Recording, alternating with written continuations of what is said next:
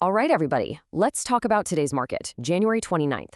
Because wow, it was a day that left a lot of people scratching their heads. The signals were just all over the place.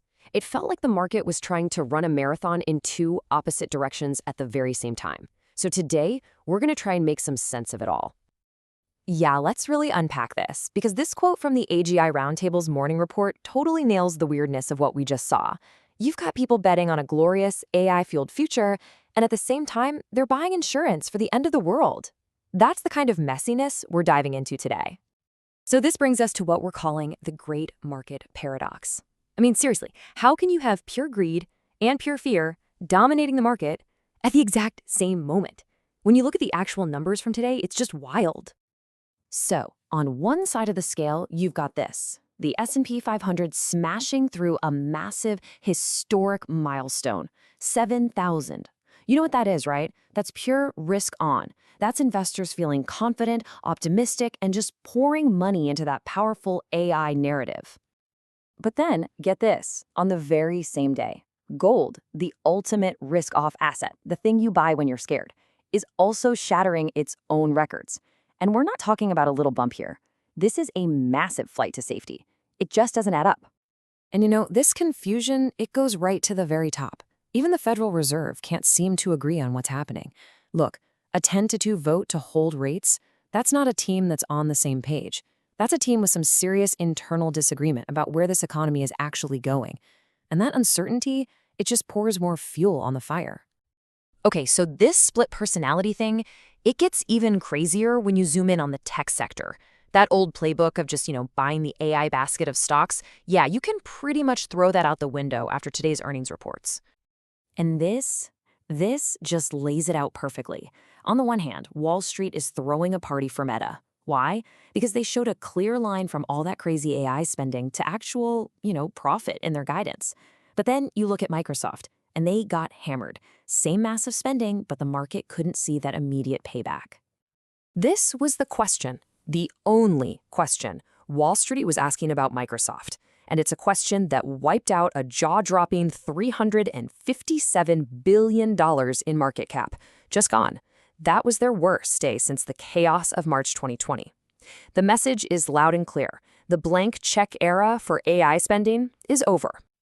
And look, this split, it isn't just happening inside the stock market between different companies. There's this, well, frankly, it's a pretty unsettling gap opening up between the world of high finance and the real-world economy.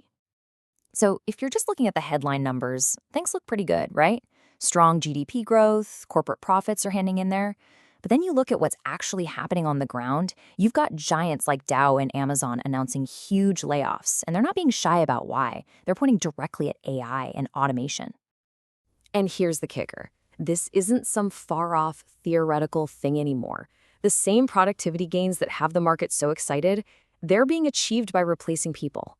The cost savings from that are pumping up corporate profits, but wages for a lot of folks are getting left in the dust. That right there, that's the disconnect. Okay, so after all that, what in the world are you supposed to do as an investor? Well, the consensus from the folks at the AGI Roundtable, and you see this echoed in the PhilStockWorld community too, is that the old rules just don't apply anymore. You can't just ride the wave. What this means is we're in what they call a stock picker's market. It's not about just buying an index fund and calling it a day. Nope. It's about getting your hands dirty, digging into individual companies, and understanding their specific story. Because the broad market story is just too messy right now. And speaking of PhilStockWorld, their chat room was buzzing today about this really smart framework for this new reality. See, the whole point of doing your homework has changed. You're not trying to predict the future. Who can do that, right? No, you're doing the work so you know exactly what needs to happen to prove your idea is wrong. That's your invalidation condition. That's your emergency exit. All right, so enough theory. How does this actually work in the real world? Let's check out a couple of trades the AGI Roundtable team spotted today, using this exact kind of thinking to navigate the chaos. First up, a classic rotation play. With all that money flying out of tech because of spending fears, the Warren 2.0 AI model they run spotted a logical landing spot: energy stocks. Think BP. It makes sense, right? If the AI dream starts to falter, money moves to hard assets. If inflation hangs around, commodities do well. It's just a smart, logical hedge on a couple of different levels. Okay, and then there's this next one. This is a masterclass in deduction from their Sherlock model. Intel's been struggling, right? So why on earth did it surge today? Well, the trade isn't really about Intel's chips. It's a bet on the U.S. government. The thinking is there's just no way Washington is going to let its big strategic investment in a domestic chip champion go belly up. You're not buying the company as much as you're buying the government's support. Which, really brings us to the big takeaway from today. If today proved anything, it's that the idea of a single, simple story for the market is dead. There are multiple narratives all competing at once. So you have to ask yourself, in a market this divided, maybe the biggest risk of all is still believing there's only one story to follow. Something to think about. Thanks for tuning in.